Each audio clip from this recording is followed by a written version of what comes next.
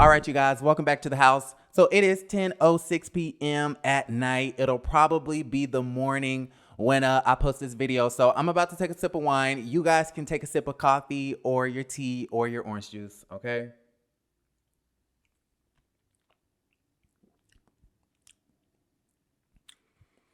Did I just swallow something? I swallowed something. Y'all, I'm scared, okay? I'm legit scared. I have this Zevo right here on the desk for flies and gnats and fruit flies and stuff because we have a problem, okay? There's a problem in this apartment, and I hope I just did not swallow a fruit fly. Because, listen, and if I see one, oh, baby, okay? We not playing. Anyway, so I want to talk about this night's episode of The Real Housewives of Potomac because this was, in my humble opinion, the best episode since the premiere episode. Hopefully the ratings are up because they've been down in the 800,000s. Are you guys watching? Okay, I want to know the real tea on why you guys have not been watching. If you're not watching, what is you doing? Okay, because this season is really good. And tonight's episode was fabulous. Okay, it was really, really, really good.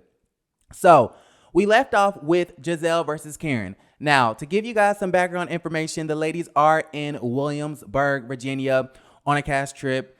And y'all, this mansion is beautiful, okay? If I was to buy a home right now, it would be that mansion, okay? The all white. I love how it's modern, it's contemporary, it's clean, it's sleek, okay? It's giving me, more manner, but not in the swamp. Exactly. Okay, so that mansion in Williamsburg is really, really lit. Shout out to Candace for having the accommodations. Besides the fact that Ascala, Karen, Gizelle, and I think somebody else, maybe it's just them three, are in the guest house over there in the cottage. Like, how shady. Okay, how shady. But we left off on Gizelle versus Karen, and y'all know I'm Team Grand Dame. Okay, y'all know Karen is my favorite on the show.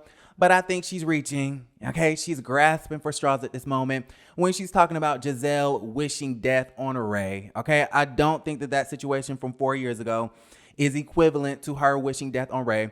But I am on Team Grand Dame when Gizelle fixes her lips to say that she wants Ray to live and she wants Ray to pay his bills. When we know that her baby daddy has $738,000 of unpaid tax debt.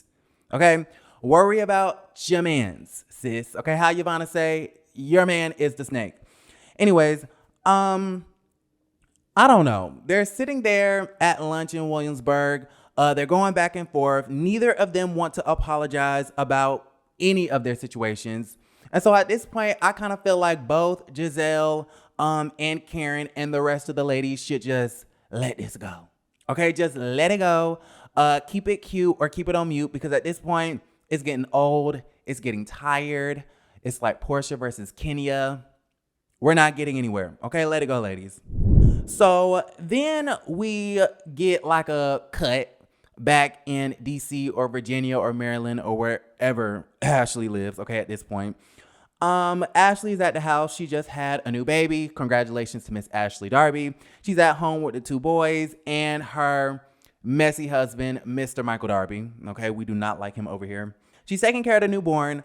And it's so funny because the thing about this scene that I, was kind of really perturbed at was the fact that Robyn and Juan were brought up. Okay, they were talking about, I guess, marriages and relationships.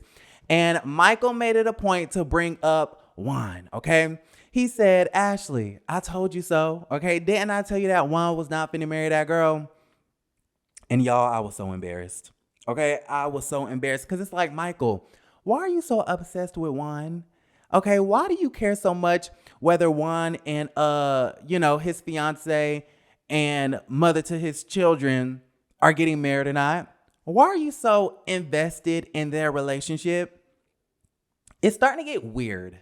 Okay, it's starting to get really strange. And at this point, it is pretty obvious. Okay, it is very clear that Michael wants Juan to himself and he would rather not see Juan and Robyn get married. Okay, so that was that. Ashley's at the house and they over there worried about Juan and him. Anyways, back with Gizelle and Robyn in Williamsburg, right? They're in the mansion. It looks like they're in a closet or like a waiting room. The house is just beautiful, right? And Gizelle and Robyn are having like this private conversation. And of course, they're talking and gossiping about Dr. Wendy to you, sweetie. And they're basically concerned, and I'm gonna put that in air quotes. They're concerned when we know they really not. But they're concerned about Wendy's new personality and how she's always having her booty out and her boobs out and this, that, and the third. Basically body shaming a girl.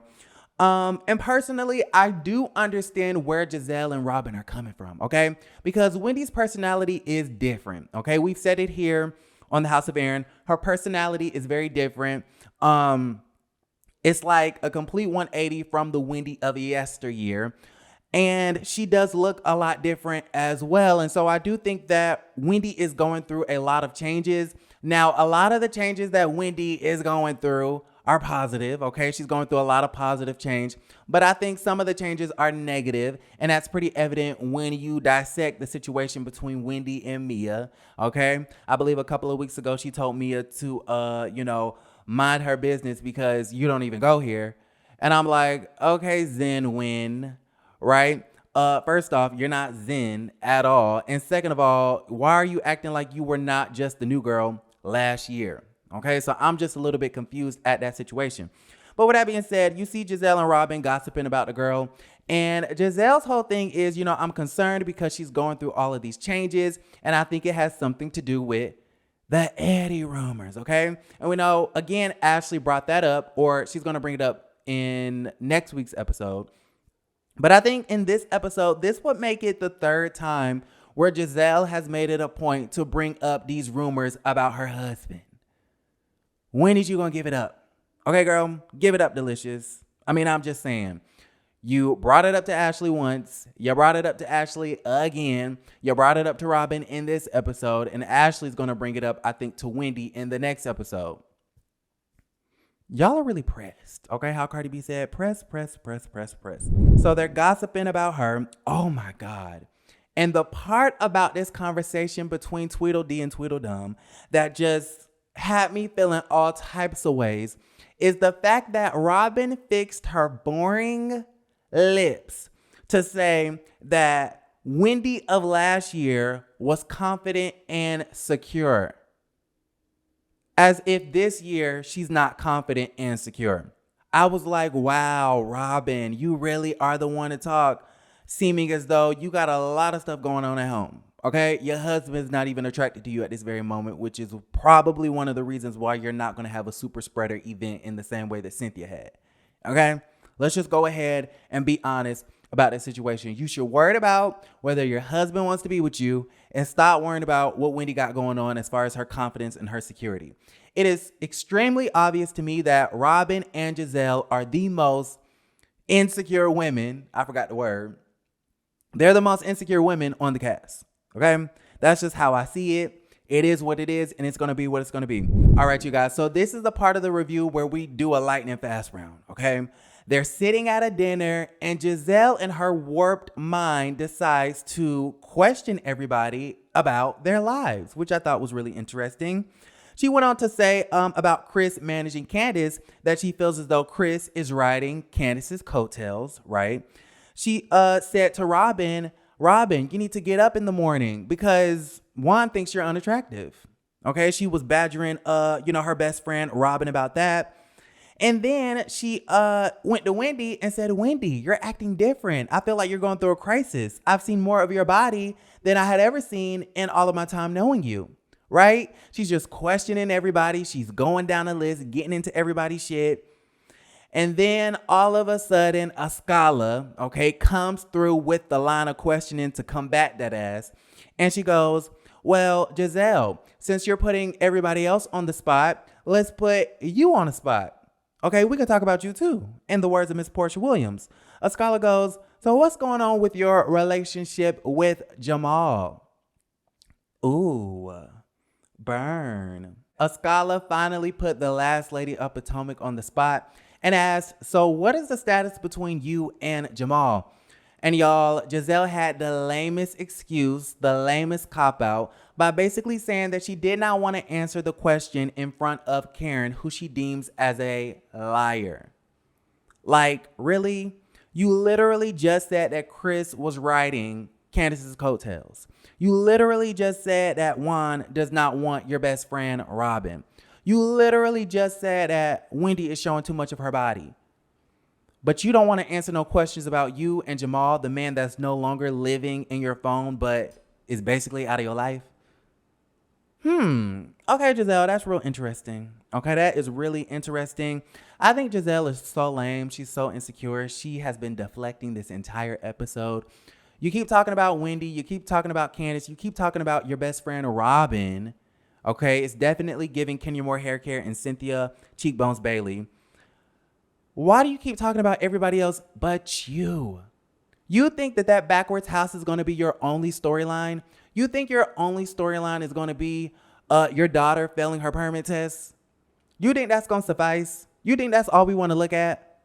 Like, I'm just a little bit confused at the situation. And I kind of felt for Wendy because I'm like, that was just fucked up, like how they was coming at her. It just was. And they made Wendy cry at the end of the episode. So I was like, oh, damn. Okay. I'm not a Wendy fan this season. But when it comes to Gizelle, I'm definitely, okay, gonna be team Zen win, even though Wendy is not Zen at all. So y'all, let me know what y'all felt about the episode in the comments down below. I am super excited to see what's gonna happen next week when Wendy gets into the last lady's ass. Finally, okay, I'm really ready. But let me know. I love you guys, and I will see you guys a little bit later. Bye.